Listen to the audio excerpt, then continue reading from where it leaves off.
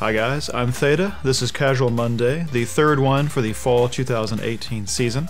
There are jump links in the description below if you want to move between specific series. Today will be the last time I am introducing new series, and so starting next week, only some of the shows will show up in this run-through, and which ones will probably change week to week. The new ones this time are a certain Magical Index 3, Golden Kamuy 2, and a little mini rant about Tokyo Ghoul explaining why it will not be appearing on this show. Those are going to be all the way at the end. I wanted to say a little bit about every show this video since it's the last time for that, but all of the ones which I only had a handful of sentences to mention, I've grouped together into a miscellaneous section. That will be the first section after the title, and I'll put a little graphic alongside the screen to show you the order of each series within that section when we get there. So let us begin.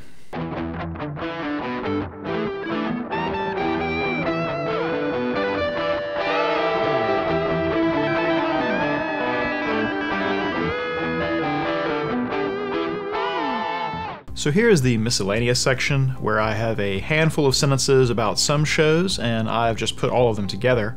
Zombieland Saga continues to be full of the unexpected, now expanding its repertoire to include a much more direct satire of other idol shows. This time they do this by suddenly shifting to intentionally bad CGI for the idol routine, something that is a frequent low point of more serious idol series. Even the stock motivational speech meant to inspire the team gets disrupted in unexpected fashion. It won't surprise me if standard characterization tropes end up getting lampooned in the near future as well. It may be that the series intends to work its way through every kind of music-themed anime and take potshots at them, but idol series are the main target for certain. After watching more of Release the Spyce, I think now that they should have led with their second episode. In fact, the premiere, in hindsight, now seems like it existed only to set the second one up, because it has a way better hook. The underground base and the organization history make the series seem more like Kingsman the anime, and the training sequence was truly a cut above the type of montages we usually get, both in its complexity and in the way it develops multiple characters along the way. Throw in the first hints of an antagonistic organization and possible betrayal into the mix, and you suddenly have a much more compelling formula on your hands. The girl in TWilight is in an odd place after 3 episodes. We now have a command of the premise and the threat facing the parallel worlds, and we resolve our first mini arc, yet I'm left wondering about the intended tone of the show.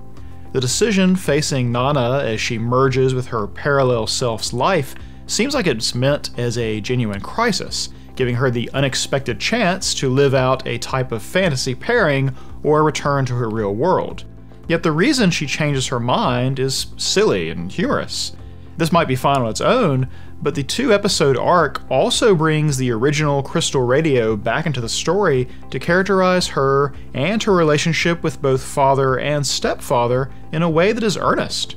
It may be that her original desire to leave her world and then the way she changes her mind were both meant to portray her as indecisive and flippant.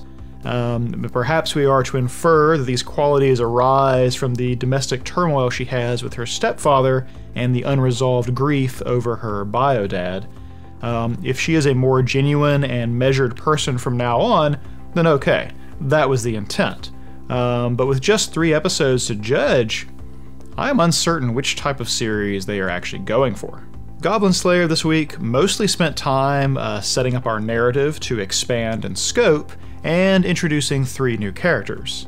A fresh mix of personalities to bounce our priestess and Goblin Slayer off of is going to help color both of them in down the stretch, and there's already a payoff when Goblin Slayer tells his sister's story about goblin origins. Though he is just as maddeningly inscrutable to the newcomers as he has been to everyone else, the priestess demonstrates that she has begun to understand him a little bit, both by knowing when he is lost in thought and learning what she has to do for a productive conversation between them. I expect the series is going to benefit from having more than just her personality to contrast against Goblin Slayer. He is meant to be so single-minded as to be almost a non-person, and she is too inexperienced and uncertain to be a complete counterpoint to him. She will prove pivotal to his development, I do think that, but I think she herself will benefit greatly from the presence of the other adventurers. Karakuri Circus is one I'll have to look at more next week, because it is certainly unique so far. It's breaking a lot of what I take for granted in a shonen fighting adventure concept, especially by having two adults be treated as the main force of competence, even if they are quite at odds with one another. All of the main three characters have hinted at some fundamental void in their person or history, and all have already had to face the fact that they can't solve the conflict they're in by themselves.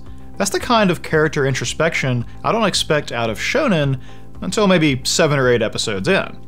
This is listed as having 36 episodes, but they've already done a lot of the narrative setup, so it seems they have a pretty extensive story to tell to need to have moved so quickly. I'm curious, and I'm going to give it a closer look next time. Sword Art Online continues to be well-paced and well-executed.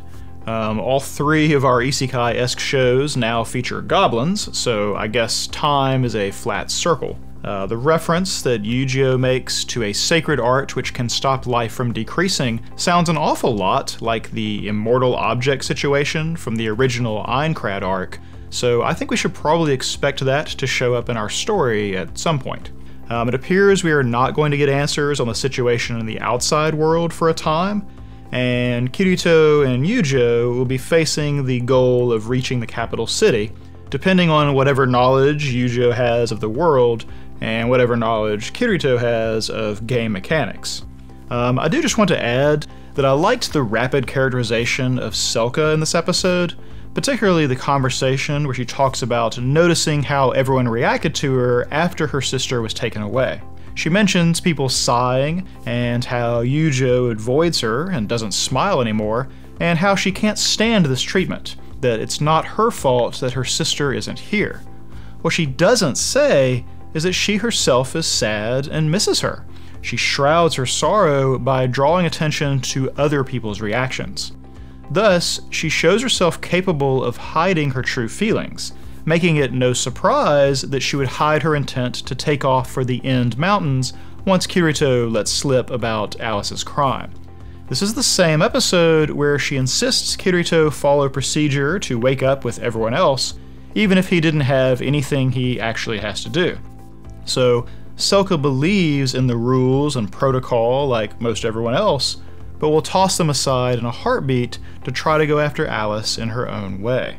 This was a pretty efficient and subtle sequence to color Selka in for us, and I feel like the series as a whole is taking a measured, less is more approach to how characterization is handled. Normally I hate adding characters left and right, but so far so good. UzaMaid is still the antics of the insanely obsessed maid mixed with moments of heart and sorrow, and we get more evidence that the adults of this world are largely incompetent thanks to the teacher's handling of the hamsters. Now, despite the series having some weirdness that a lot of people are uncomfortable with, it has its moments of insight, and they always come from the maid. Her advice this time about why people judge by appearances when they have nothing else to go on is some real talk, and made it possible for Misha to ease herself back into going to school. The maid has weirdness that makes people uncomfortable with her, but is still capable of dispensing wisdom, which means she's basically analogous to the show itself. As we tease out more and more of Misha's past and how she changed during and after her mother's death, we should probably expect our maid to be more and more competent when it comes to her charge's emotional well-being. Though I doubt Misha will ever be able to completely relax her guard, one wonders if there will come a point when her problems have mostly been resolved except for the maid's antics, and if she will be self-aware about this fact. So in our Reincarnated as Slime anime, I just want to extend the comments we made last week and note how it seems to be progressing. The one that took up the second half of our episode was that idea of the power of names. Turns out they do indeed have a tangible effect in this world. Naming is powerful to one's sense of self normally because it bestows individuality and personhood. It sets one apart from their peers. Giving a name to a monster that would otherwise be expendable in an RPG-like world should signify elevating their importance above that of cannon fodder. This is in fact a staple in gaming with named monsters. If you fight a slime, and then a slime, and then something that looks like a slime but is actually Slimedar the Viscous, you can count on Slimedar having a few more tricks up his sleeve than his fellow slimes. In this world, it actually does elevate them into something more powerful, something evolved, and naming thus takes magical power from the one granting the name. He gives the wolves the Tempest surname, and suddenly the enthusiasm of their tail wagging can summon a minor tempest of its own. This goes nicely with the other thing we talked about, which is that Rimuru is shaping up to be a hero of the monster side of things, not the human side. Isekai stories are plagued with overpowered characters who basically do not struggle enough to be interesting as people or as the engine of a narrative. Rimuru is definitely on the path to being too powerful, but being a champion and reformer of the monster communities would be a different enough twist to take our story down a novel path. This time we see him make peace and alliance between different bands of monsters by being way more powerful than them, and sets about trying to turn them into a structured and functional community. Combine that with the personhood he imbues them with by naming them, and you've started a society. Further setting out simple rules that give a moral framework to their worldview sounds like the beginning of fostering civilization among the monsters. Now, I don't want to extrapolate too much from our credit sequences, but it looks like he will come into conflict with a band of humans, despite one of his rules being about not attacking humans. It seems reasonable that his efforts to build up a monster kind into something like a nation will bring him into conflict with the human world, a world that we only just got a glimpse of in episode 2. It wouldn't surprise me if his fledgling monster society ends up being more humane than whatever bit of humanity he runs into. Run with the Wind is still focused on coalescing distinct personalities around a single shared goal than it is about the actual running part. This is more of a lesson in diplomacy than sports training.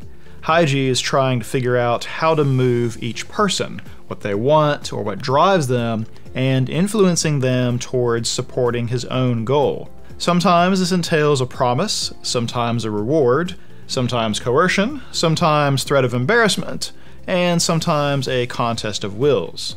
And sometimes the most ancient of all motivations. It's anime, of course, so no better choice for this than a high school girl in a sailor suit. There is certainly something to not wanting to embarrass yourself in front of a girl, even when you wouldn't care as much if it was all just the guys. As we later see, this was a completely mercenary choice for Haiji. He didn't accidentally involve a cute high school girl in their training. In the third episode, then, you can see what is probably the first moment where it's clear he's making headway. His main opposition, Karakuri, is explaining another way in which their goals are impossible when they are all leaving the bathhouse, and the twins turn it around on him. He's the only one who is actually ready. He's not having to train himself beyond what he's used to, so why does he care so much? It's not so much their line of questioning that signals the shift, though. It's the way the rest of the group turns to see his answer. Why does he care if they are the ones doing the work? Their interest indicates that somewhere inside each of them, they have considered what it would be like to go through the training and aim for their goal. At this point, no one is 100% rejecting it out of hand. No matter why, the crowd's collective will is not as in line with him as they were at the beginning. Thus, the exchange ends not with him successfully arguing his point, but with him retreating into claiming personal shortcomings. Without meaning to, the twins effectively pulled from him exactly why he is a vocal detractor who nevertheless hasn't quite stopped showing up. He has past issues with being on a team, and these issues are unresolved. He is torn between that trauma and the desire for something like the Ekidon, something that truly does sync with his interests. This is a great way to have him reveal his state of mind to us without him ever saying anything specific about it, and a great moment for it to happen, as it seems his past is about to intrude in a much more direct way. Our Bunny Girl Senpai anime has turned to physics concepts for some robust symbolism with the third episode and the teaser for the fourth. I want to stress that these are most likely meant as metaphor, not mechanics. This isn't a hard or even soft sci-fi show, and we aren't supposed to believe that concepts like the observer effect are literally affecting things on a macro level. Rather, some of the unintuitive and difficult to grasp aspects of physics at the quantum level make a neat parallel to the equally inscrutable phenomenon called love. It's much clearer that they are going for metaphor in the short after-credit teaser, where Sakuta is warning us that more adolescent syndrome situations are in store, saying that after Schrodinger's cat, Laplace's demon, no, Laplace's petite devil appeared. Petite devil here is meant as idiom, I think, so we'll worry about it next time. Laplace's demon, though, is another physics reference. It's not accurate to say that it's the opposite of Schrodinger's cat, but where Schrodinger's cat comes from the Copenhagen interpretation of quantum mechanics and the uncertainty principle and all that, where there are multiple outcomes existing in superposition, Laplace's demon is about determinism. The idea that if you knew enough information, the future would be just as plain to you as the past because all outcomes are already in motion. Demon here just meant some vast intelligence capable of holding the precise location and momentum of every atom in its head at once. An intelligence that could do so would be able to see the future because all interactions are caused by previous interactions, and previous interactions to those stretching all the way back to the beginning. It's the idea that there are not multiple possible outcomes awaiting an observation or measurement to collapse into one. There was simply always a single, already determined progression for all events. Fate, in a sense, or at least a lack of true free will. It's a thought experiment just like Schrodinger's cat, a way of making really unintuitive concepts a little easier to internalize, and is a good century older than our cat in the box example. Anyway, by contrast with Laplace's demon, and considering Futaba's talk about measurement effect and Schrodinger and all that, we can definitely think of the Copenhagen interpretation as metaphor for the state of Mai and Sakuta's relationship. Futaba explained that the uncertainty of what had happened inside the sealed box meant that Schrodinger's cat was half dead and half alive, or at least that's how it's translated, but that's not really how the example was supposed to work. Rather, the cat is considered to be both alive and dead. Both possibilities exist in superposition to one another. It's not until you actually open the box and look in that the two possibilities collapse into one, either dead or alive. Until someone observes or measures, the best you have is possibilities. Schrodinger's question was, when exactly does this quantum superposition stop and become one outcome or the other? Apply that concept to the state of Mai and Sakuta's relationship leading up to the middle or so of this third episode. Is it an unlikely friendship between classmates? Is it two people keeping company because of the same unique experience? Or is it the first tentative steps of romance? At exactly what point can you say that it changes from one to another? Each of them also has an uncertainty about how the other truly feels, partially due to their two styles of verbal fencing. They both protect themselves with their rhetoric, hiding something as vulnerable as earnest feelings with a type of plausible deniability. Sakuta exaggerates his adoration of Mai in a way that could easily be just teasing or humorous hyperbole. Maybe there is a small kernel of truth in what he says, or maybe just his way of getting a rise out of his senpai. As long as it's just words, Mai can't truly know which possibility is the real one. They both seem to exist in superposition. Likewise for Mai. Her aggressiveness with both words and physicality may be her way of reacting to an attraction she feels but wants to cover up, or she might really mean a little bit of it because it's her method of pushing him away or hinting that her interest is limited. Sakata also can't truly know. He can only guess at which outcome may be more likely. This slippery nature of words and their two different styles are on display in the key scene for this episode, the study session on the night of the 28th.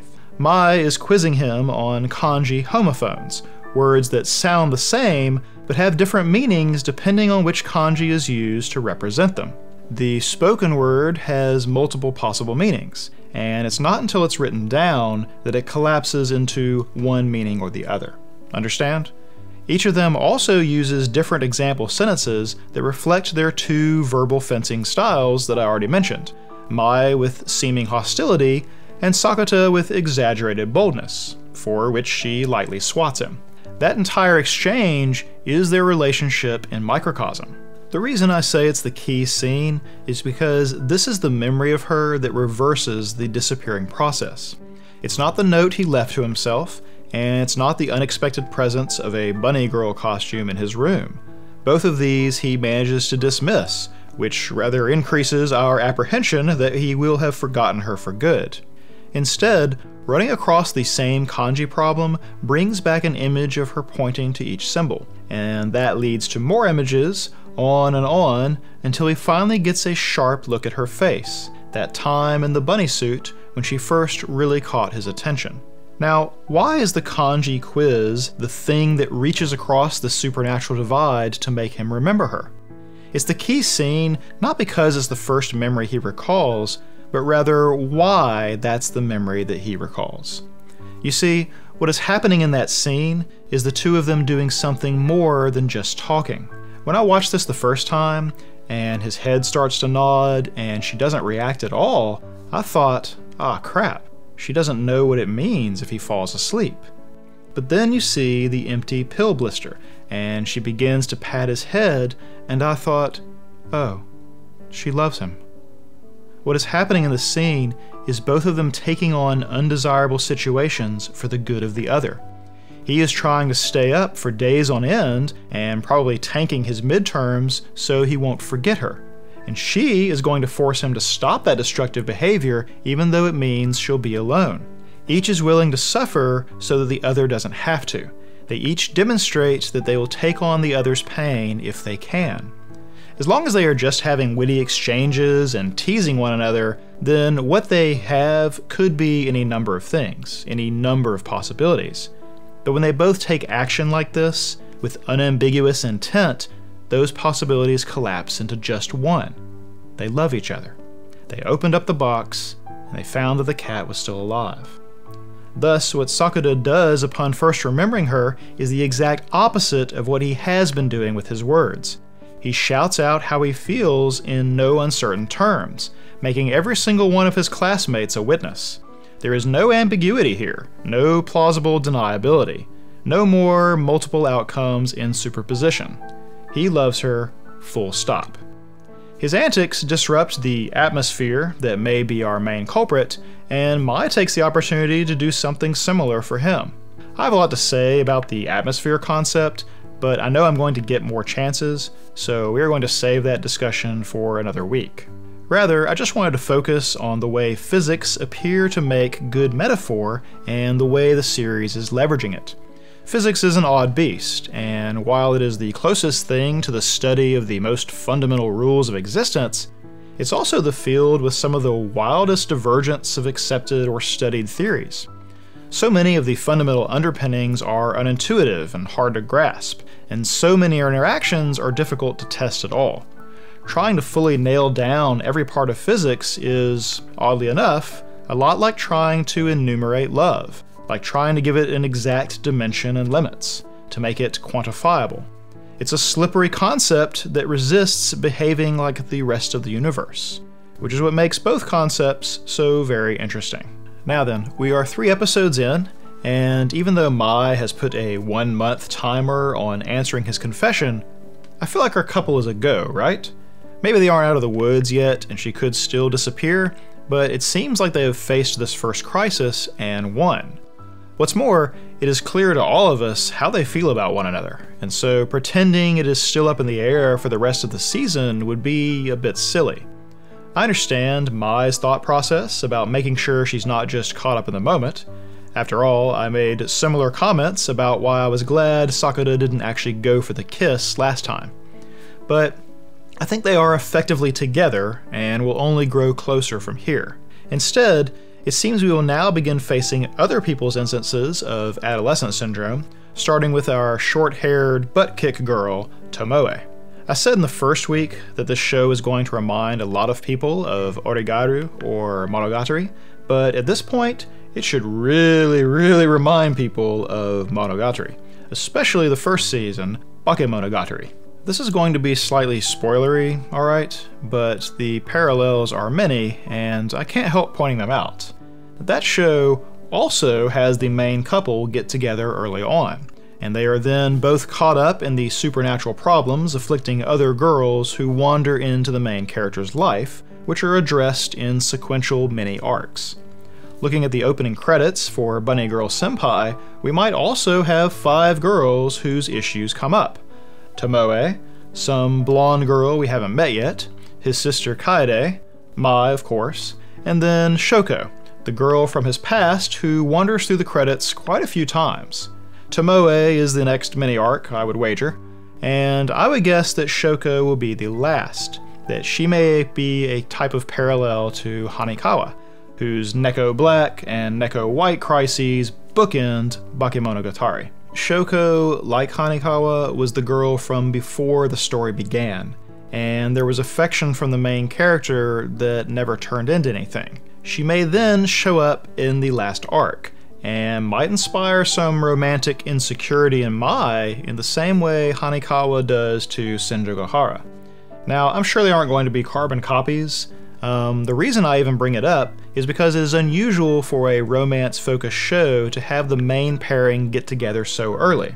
Yet we already have the example of Bakemonogatari to compare it to. A lot of the really romantic and endearing scenes between the leads in that show actually come much later. Getting together is not the end of the romance, but really the beginning. I would expect that Bunny Girl Senpai is going to have a similar track, just in case anyone is worried. There is precedent, excellent precedent, for this to buck the usual romantic formula and still be really satisfying. I'm not sure yet, though, whether we are out of the woods for getting our hearts broken, but it does seem a little less likely now. When we talked about Iroduku last time, I mentioned how I liked that Hitomi has been allowed to form her initial social bonds without Kohaku around to interrupt or influence her. That initial setup seems complete now, as Hitomi has joined up with the Photography Arts Club and begun embracing a more accommodating view of magic.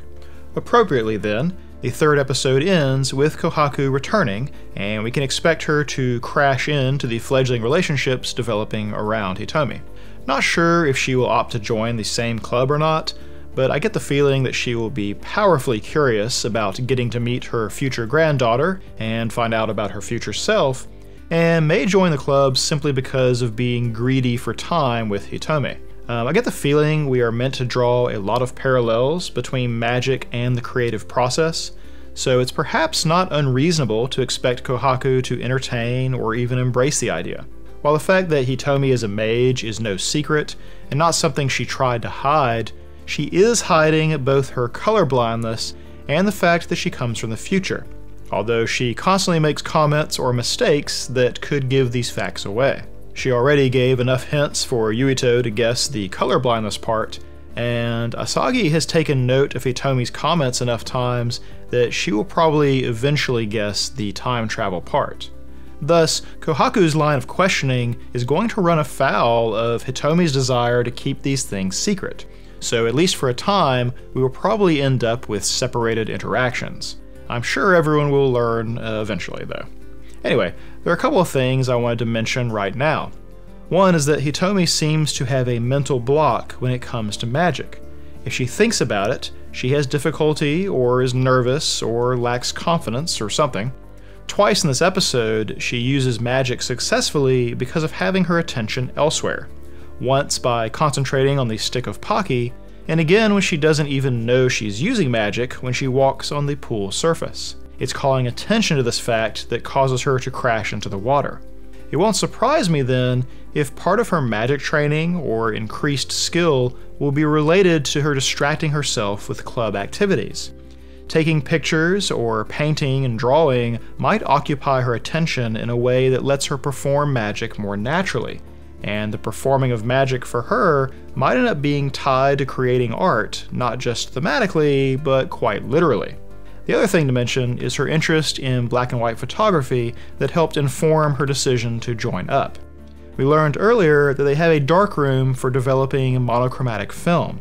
Even with the advent of good digital sensors, a lot of photographers still like to do their black and white work in film. I won't totally dive into why, other than to say that film and digital sensors record light in different ways. Regardless, it's not that unusual for a photography club to have physical film in 2018 and yet it only be in black and white. That is still the case in some photography classes, and it's not unusual for part of a photography education to include work in monochrome, as it increases your understanding of luminance and contrast by teaching you to see these things without the benefit of color information. To compose an interesting piece in black and white, one must pay a lot more attention to contrast between shadows, midtones, and highlights, and mastery of this pays dividends when you return to working in color. Hitomi actually has a built-in advantage in this, for while we may struggle to know intuitively if a certain shade of red will separate from green when stripped of color, she knows this just by looking. I would expect her to surprise them with her competence in monochromatic photography starting out, similarly to how she surprised Yuito with her use of color in the painting, though perhaps for opposite reasons. I imagine a confidence boost in this area may aid all of her other areas as well, such as her magic studies and her skill in building relationships. Bloom Into You has turned out to be really interesting. Even though it's clearly a romance, it does not follow the usual pattern of two people being drawn together inexorably until neither can deny what is happening. Instead, one character gets way ahead of the other, and a moment that would normally be a big turning point or even an emotional climax happens in the midst of the second episode. A lot of care went into the direction of that scene, but the story doesn't actually turn around it. The main character does not suddenly change. She is still in the same position of feeling nothing, of feeling like the whole world of romance and love is something she can't reach. Now she simply has this new permutation and complication to deal with as well. In fact, she feels extra disappointed because she thought that Nanami was someone like her, that she wasn't alone in never feeling anything. This turning out to be false while being the person that prompted that change in Nanami is quite the confusing hand to be dealt.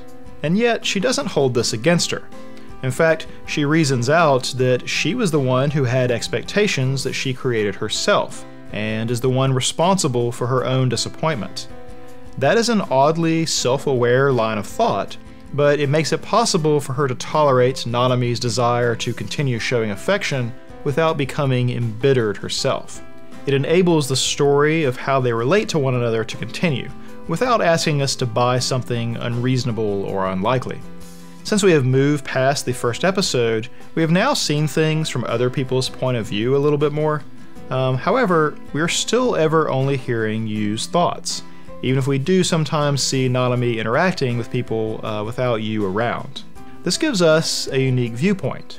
Everybody respects Nanami and thinks of her as super reliable and unflappable, and it's almost a foregone conclusion that she will take the Student Council presidency. This is plain in the interactions we see when Yu is absent, and all the comments that people make toward her. Yet because Nanami has never felt this heart-pounding excitement about someone, she is just as much a babe in the woods as anyone else would be facing a novel experience.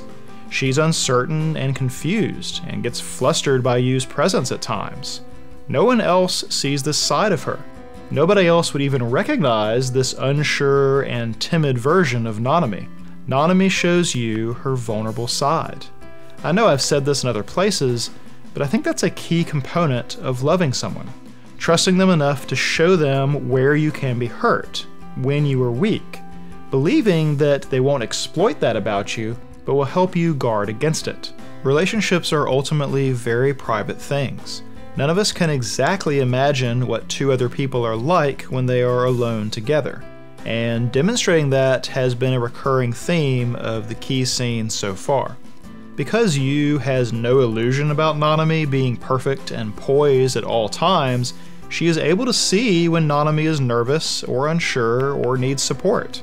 This is an especially upside-down situation since Nanami is the reliable senpai and yet is the one who relies on Yu. Even if this situation is not ideal to Nanami, being able to be her real and vulnerable self makes Yu all the more special to her, and Yu starts to understand what it means to be special to someone. This is most obvious in the scene just before they deliver the campaign speeches. Now, the speech itself ends up being an especially strong example of the series using Yu in first person to create intimacy between her and the audience. We get to see her nerves before delivering a speech in front of the student body by making us also walk through that moment. Then, the speech itself is intercut with us hearing her thoughts, which are somewhat at odds to the things that she is saying.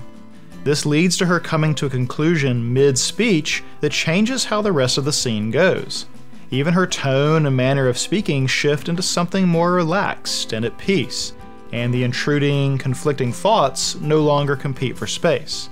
Yu arriving at a decision about her involvement with the council and with Nanami therefore gets decided right in front of us, in a way that is easy for us to relate to because we watched the progression of her thoughts. One last thing to mention, and that is very different so far, is that despite being a romance set in a high school in an anime, there has been practically no drama. Nothing is contentious or conflicting, nobody has shouted or cried in pain or been particularly animated at all. It's very delicate, it's very nuanced. Most scenes have soft lighting and gentle piano music and move at a leisurely pace. As the title suggests, both the series and our character's relationship is most like the slow unfurling of a flower. Anyway, even if this was the only show on High Dive, I think I feel justified in continuing my subscription. SSSS.Gridman is an odd Frankenstein's monster so far. All of the everyday scenes between the Gridman Alliance and the classmates, and even the public-facing Akane, are so different in tone and pace than the Gridman and Kaiju scenes. The contrast is especially stark when they lay alongside one another. The interpersonal scenes have long shots, subtle movement, no music, frequent pauses in dialogue, and close camera angles to restrict our attention or emphasize reactions. For a show whose main shtick is so on the nose, it's really interesting how understated most of the non-kaiju scenes have been. Our main trio of characters act largely like real people caught in an unusual circumstance, while the people who are already familiar with the situation are as exaggerated and outlandish as Gridman and the kaiju themselves. I'm beginning to think that this character contrast, just like the contrast between the types of scenes, echoes the idea that this show itself is a meeting of two different styles and eras of TV series. Gridman, the Neon Genesis Junior High group, Akane, Alexis, and the kaiju, all of them and their antics would be at home in the older Sentai superhero shows, and the same goes for the large-scale fight scenes. But Yuta and Rika and Utsumi and their interactions belong to more modern sensibilities in characterization and visual storytelling. Are we supposed to read this clash in style as being synonymous to the clash that these tokusatsu-inspired shows have with the makeup of the present-day anime fandom? Is the show meant to feel like two different people are directing it at times to underscore this divide? And will we therefore see some kind of peace made between the different sets of characters reflected in a more tonally consistent show from then on? I'm just spitballing here, but a lot of care goes into the composition of both kinds of scenes, so I can't imagine they aren't aware of the disparity. It feels like they're invoking it on purpose, though it could be for no other reason than how the contrast emphasizes the energy and mood of each scene type by juxtaposition. Anyway, the introduction of a human-like kaiju is bound to throw a little bit of a wrinkle into how our story dynamic has functioned to this point. It's going to be meaningful that Auntie survived to fight another day, and incidentally met Rika in the rain. Giving Akane someone to interact with while she is her true self has already given her a more complex characterization. To me, she has become the most interesting character just over the course of this one episode, between the diner scene, the victory scene, and the disgust scene. I'm pretty sure we don't completely grasp the mechanics of how this world works yet. Like, there are still the giant shadows of kaiju that no one has explained, and I imagine the key to what we don't understand lies within Akane and how she got to this point. So Golden Kamuy was my favorite surprise of the spring season earlier this year, and it's not just because of that banging opening.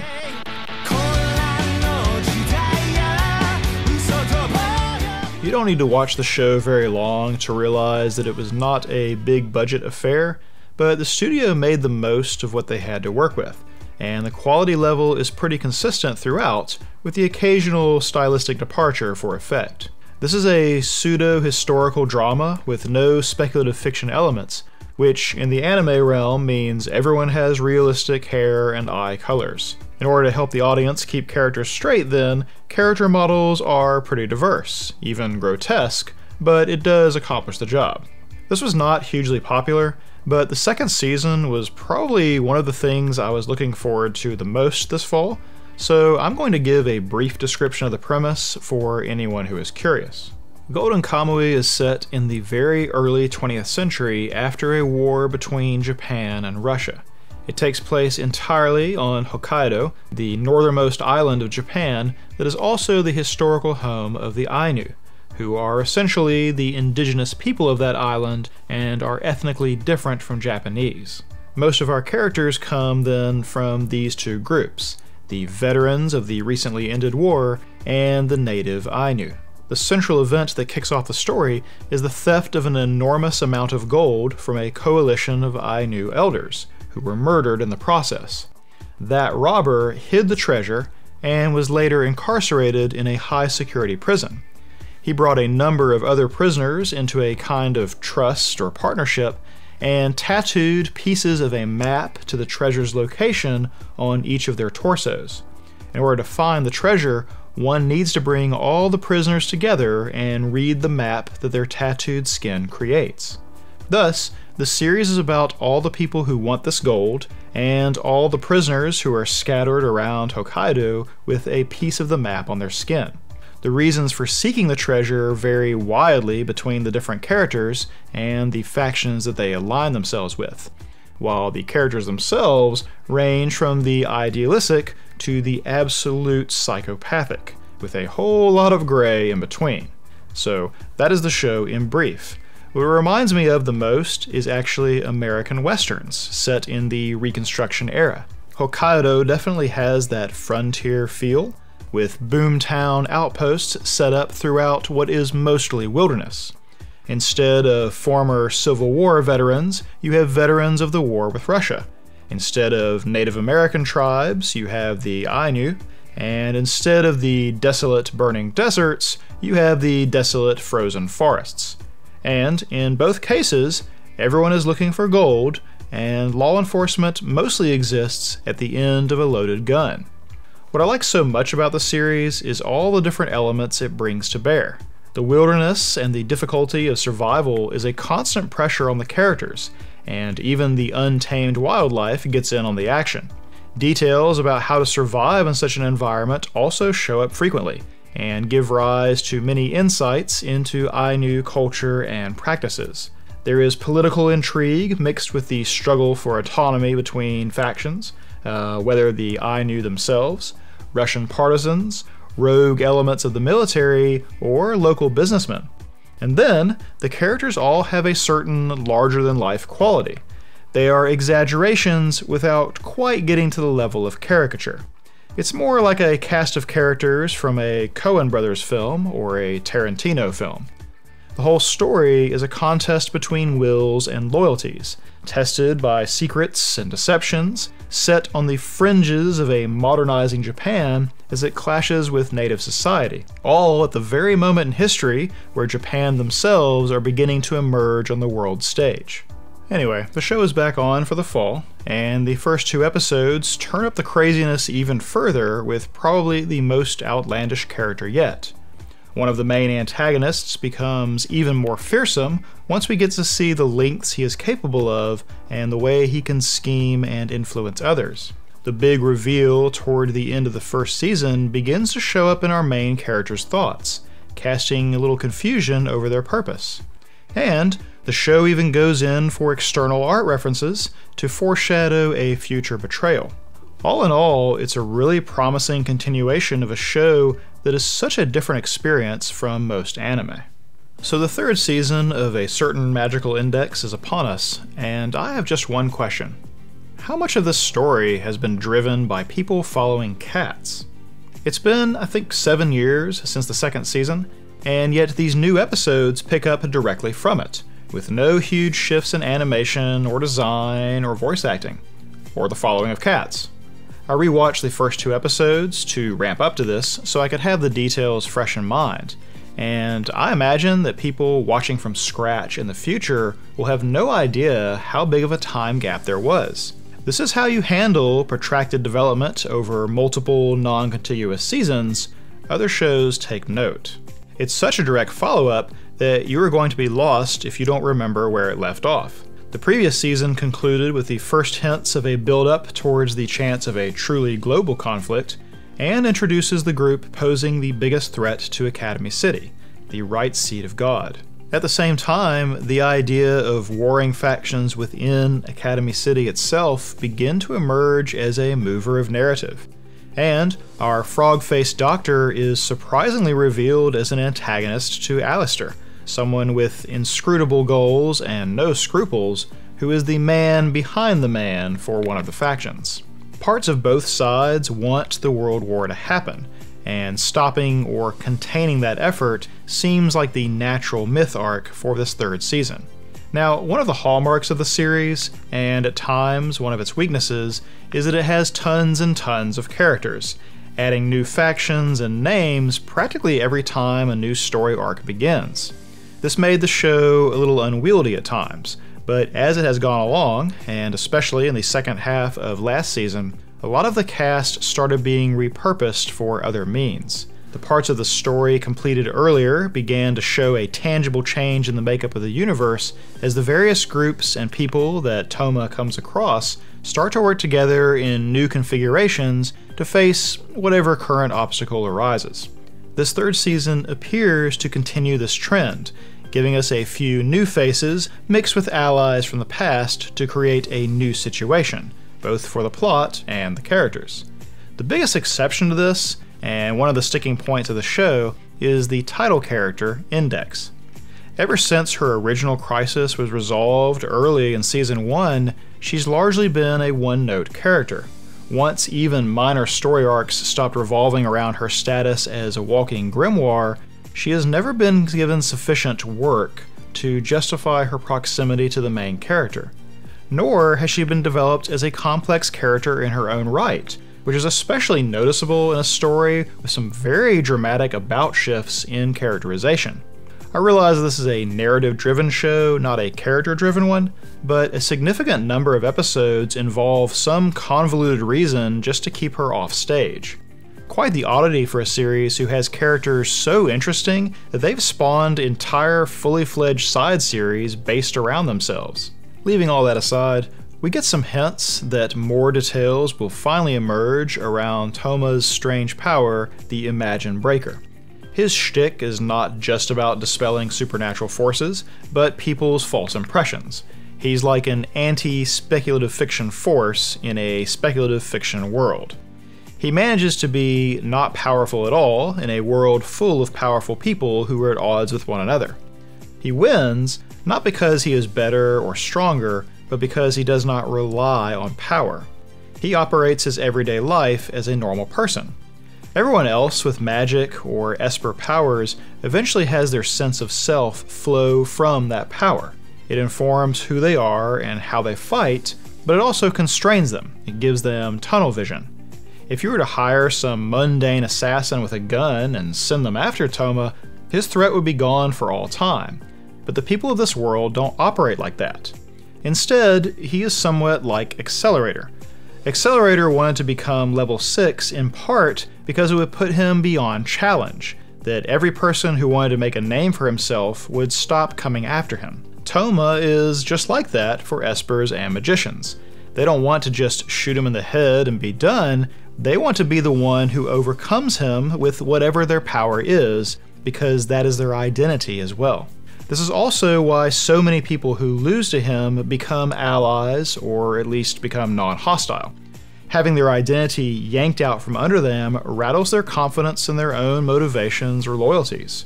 This has no better example than Accelerator himself, who becomes the most unlikely of protectors to Last Order and the Misaka sisters.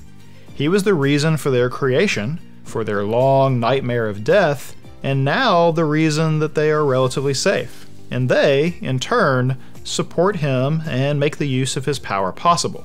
In a world with two enormous and diametrically opposed powers, the redemption arc of Accelerator suggests the plausibility of unlikely alliances.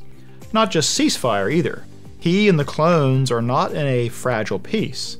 Instead, Last Order and the Sisters and Accelerator have become a little bit protective of one another, maybe even affectionate, although both sides are poorly equipped to show it. Their own example suggests that some future winner-take-all Armageddon is not the inevitable outcome. Of course, I expect it will still accelerate into something large-scale nonetheless, and I am eager to see where they take it. I'm also oddly pleased to see them bring Itsuha into the limelight for a bit, even if they felt it necessary to give her the lucky pervert treatment like every other girl. Like I said, they have been very consistent. Huge tangent here, but I'm not someone who goes in for debating wife or best girl, but I do find that whole thing intriguing. It's kind of like Poe's Law run amok, where it started as making fun of the outrageousness of people who are serious about that, and then people having fun at their expense also got caught up in it, and now it's hard to tell if anyone is serious or no one is. It's like anime's biggest inside joke. Anyway, until now, if I was pressed to choose a girl, it has been Itsuha, because hardly anyone will remember who she is without calling her the hot towel girl from Index. I enjoyed choosing her because it seems like a joke answer, but I feel I can argue that in a world where women are constantly attacking Toma for seeing them in compromising positions or not paying them the attention they think they deserve, she has never raised her hand or even her voice against him, has never felt entitled to his notice, and tried to get closer to him with a simple, pragmatic gesture of kindness. They even gave us a humorous throwback moment to her hot towel strategy. Her time to shine finally arrives, and the waitress arrives with napkins instead. Anyway, she's awkward and uncertain, but not at all helpless, and their character dynamic early in this third season is surprisingly refreshing. Whatever, I ship it. Sorry, Misaka. Now, as I was rewatching the first two seasons, I started to wonder if this season would get around to addressing Toma's amnesia. It was almost the first thing that happened, yet other than making the Angel's Fall arc work the way it did, it seemed to have almost no impact on the story. Thus, I've always wondered if it would eventually be important that there was something about his past and his strange power that he needed to remember. Not even something he understood at the time necessarily, but something he would be able to put together with his memory to help him grasp what Imagine Breaker is or why it works the way it does. Like, I've always been curious if that odd sequence with the alchemist when his arm gets cut off didn't have a little more to it. I mean, his magic-canceling world beater of a right arm just gets unceremoniously removed, and then a freaking dragon comes out of it. It's explained as being a manifestation of the alchemist's fear, because his Ars Magna spell makes whatever he thinks into reality, but is that really the end of it? I feel like there has always been more to his right hand than just cancels the supernatural, and the amnesia would eventually be what kept the reveal away from Toma and therefore from the audience. A rather clever bit of wordplay shows up in the 3rd episode of our new season though, which now firmly hints at something far, far larger than we have suspected so far. So I'm pretty eager to see how they shake this out. So then here is my Tokyo Ghoul rant, or rather, the reason I am not going to spend any time visiting it. I only recently got around to watching the first half of Tokyo Ghoul's 3rd season, Tokyo Ghoul RE, largely in preparation for the other half that was premiering this fall. I need to state right now that I am not familiar with the source material. I don't read manga or light novels. That's not a judgment. I just have a different taste between what I like to watch and what I like to read. Even if I had though, it wouldn't matter for how I analyze on this channel. One day I'll make a video about adaptations, but the short version is that I believe any and all adaptations are their own thing. They are their own piece of art existing in a vacuum. I don't care about fidelity to source, and I would encourage any adaptation to do what was necessary to make the work suited to its medium. I can think of very few works that are improved by a game of spot the difference. Thus, I am only concerned with the experience presented to someone like me, the anime-only viewer. I do not like to rant or criticize, and I even regret the amount that I have done on the channel so far. But I'm willing to critique in some instances if it provides a chance to talk about storytelling concepts. So, the short version is that Tokyo Ghoul RE is very incongruent with the first 2 seasons, breaking the cohesiveness of the entire thing. This goes way beyond what is an obvious step back in production values. Tokyo Ghoul was a show for which style was part of substance. The ghouls inhabit this intrinsically violent world. They are pure carnivores and can only subsist on the very creatures they most resemble. This is so horrifying to humanity, of course, that ghouls are a constant target of law enforcement and hatred and fear and just general hostility. Emotionally and socially and in almost every other way that matters though, ghouls are human, and so carving out a life of peace and meaning for themselves is still something they value. The first seasons took several opportunities to demonstrate this by interrupting the extreme violence with moments of tranquil beauty. I felt this was part of what set the series a cut above the usual urban horror or quasi-vampire stories out there. These moments of beauty are themselves just like the moments of normalcy that our ghouls are always trying to carve out for themselves. Lovely but fleeting, all the more striking for the brutality that surrounds them. These moments symbolize the reason the characters struggle to preserve the little normalcy that they do enjoy. And yet, the show also drops tiny scenes into the everyday to remind us, and them, that violence is just a step away. All this goes hand in hand with the metaphor of coffee and the coffee house. Ghouls can't eat human food, it makes them sick, but both ghouls and humans can enjoy coffee. It's the one thing they can share, and thus represents a type of peaceful coexistence. A coffee shop then makes perfect sense as the base of a ghoul organization that tries to enforce order in their ward, and to curtail ghouls killing humans, as well as protecting ghouls from humans. Those who were violent in the past, but now live in a peaceful way, are also the ones who are very good at making coffee: Kuzan, Yomo, and the 2 former gang leaders. By contrast, at the end of the 2nd season, Kaneki's friend Hide remarks that coffee is surprisingly hard to make, and what he tried to make was no good. When CCG destroys the coffee house, it also destroys the relative peace in most of the wards, escalating the scale of conflict into open war over the ensuing years. This 3rd season, then, has all but abandoned these storytelling elements. I mean, I harp a lot on theme and symbol and character journey, right? They are a somewhat more intangible part of a story than this happened, that happened, these characters were there. But I feel like the difference between these seasons might as well be Exhibit A as to why those aspects are so important. This third season is basically this happened, and then this happened, and then that happens, and compared to those first seasons, it's just soulless. It has no soul.